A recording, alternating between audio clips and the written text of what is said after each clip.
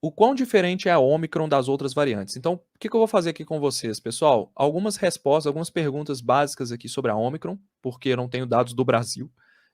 Então, nós vamos discutir um pouquinho do que a gente pode esperar, tá? Às vezes eu já posso ter falado isso aqui, mas vamos de novo para a gente falar o que tem de novo, o que tem de atualizações em relação à Omicron, tá? Primeira coisa, esse gráfico aqui eu mostrei na primeira live que eu citei a Omicron no dia 25 de novembro, tá? A Omicron ela é muito interessante porque ela é uma variante que surge lá de uma linhagem antiga do coronavírus. E aí existem algumas hipóteses sobre a origem da Omicron, de que ela pode ter vindo de um animal, de que ela não necessariamente veio de um paciente infectado como a Delta, né? Então ela pode ter, uma pessoa pode ter infectado um animal, esse vírus circulou entre animais por meses e aí depois saltou para ser humano de novo. E aqui que vem aquela questão o Covid nunca vai acabar, é isso. A gente pode ter uma variante surgindo em outros animais o tempo todo, tá? E esses saltos, à medida em que a gente tem contato com animais, esses saltos vão acontecer. Propaganda do livro Contágio, já falei diversas vezes para você, um dos melhores livros que eu já li na minha vida, tá? Falo dele o tempo todo. Ele fala muito disso. Contágio do David Quammen. Como que esses saltos, essas pandemias, essas coisas não são aleatórios. Eles são uma questão, uma função quase que linear, quase que direta da quantidade de pessoas em contato com a natureza, em contato com animais, tanto domésticos, rurais, quanto animais selvagens, tá? No caso da Omicron, essa é a primeira hipótese. A segunda hipótese é que ela tenha realmente vindo de um paciente. Parece que essa também está indo aí, está sendo a mais aceita até agora. E tem uma terceira hipótese de que ela pode ter surgido a partir de um sistema imunológico deficiente, que permitiu com que ela ficasse muitos meses no corpo de uma única pessoa, acumulando mutações, e aí de repente essa pessoa transmitiu para alguém. Então tem algumas hipóteses sobre isso.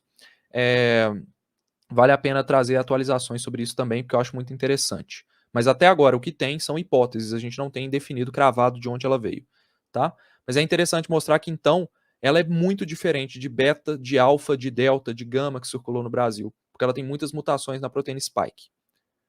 Essas mutações já são conhecidas, elas já foram confirmadas que ela tem maior transmissibilidade, e aí a gente está falando, gente, se a gente deixasse a Omicron circular sem máscara, sem qualquer controle, o RT, que é o dado que fala quantas pessoas são infectadas a partir de um caso, a Omicron é similar ao sarampo. Esses dados já estão saindo agora. Você tem ali um RT próximo de 10 a 15, o do sarampo é 18, tá? Então, para cada pessoa infectada, você tem uma pessoa que transmite para 18, no caso da Omicron, de 10 a 15. Então, como ela é extremamente mais transmissível, é normal você ver um aumento de casos absurdo de uma semana para outra, que é o que aconteceu aqui no Réveillon. A gente está vendo exatamente a Omicron se espalhando pelo Brasil. Qual que é o problema disso? Você tem pouco tempo para tomar decisão de controle. Então você tem que agir muito rápido para conter transmissão. A gente não está agindo, a gente está deixando o vírus circular. Quando você tem uma variante muito transmissível, como a Omicron, extremamente mais transmissível, você tem aí um problema muito grande com eventos superespalhadores. Porque se você tem pessoas em contato, 30, 40 pessoas em contato com um caso primário, caso positivo, você vai ter transmissão para muita gente, de uma hora para outra, e aquilo escala numa velocidade absurda. Então, eventos superespalhadores, quando se tem uma variante de maior transmissibilidade, eles são importantes, mais importantes ainda do que eram. Então você tem que sim, hoje, barrar show, barrar festa, barrar cinema. Eu acho que essas coisas, sim, tem que voltar ao normal, mas nesse momento em que a gente tem uma incerteza muito grande, em que a gente não tem a população vacinada com 3 doses, que é o que precisa, né, para a gente conseguir conter a mortalidade pela Omicron, a gente, infelizmente, deveria estar, assim, pensando em fazer novos fechamentos. Para você que tem aí planejamento de empresa, planejamento financeiro e tudo, considere essa situação de fazer novos fechamentos daqui para frente, porque o Brasil está caminhando para uma situação sem controle parecida com a dos Estados Unidos.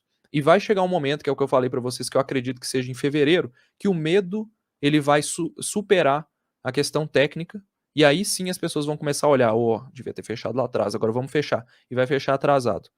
Mas eu acho que a gente ainda vai fazer um novo fechamento esse ano, tá? Por causa de Ômicron. Eu acredito que isso deve acontecer porque isso não aconteceu ainda, porque outros países estão deixando também circular. Mas na hora que a gente vir que a hospitalização está subindo, aí o negócio começa a ficar mais sério. Falta pouco para os Estados Unidos tomarem alguma decisão nesse sentido, tá? Questão do maior escape imune. Pessoas, isso já está confirmado na Omicron. Pessoas que tiveram Covid antes por qualquer outra variante não estão protegidas. Pessoas que tomaram uma dose não estão protegidas. Pessoas que tomaram 2 doses da Pfizer, que é a vacina de maior eficácia, ela contra a Omicron tem uma eficácia de 0 a 20%.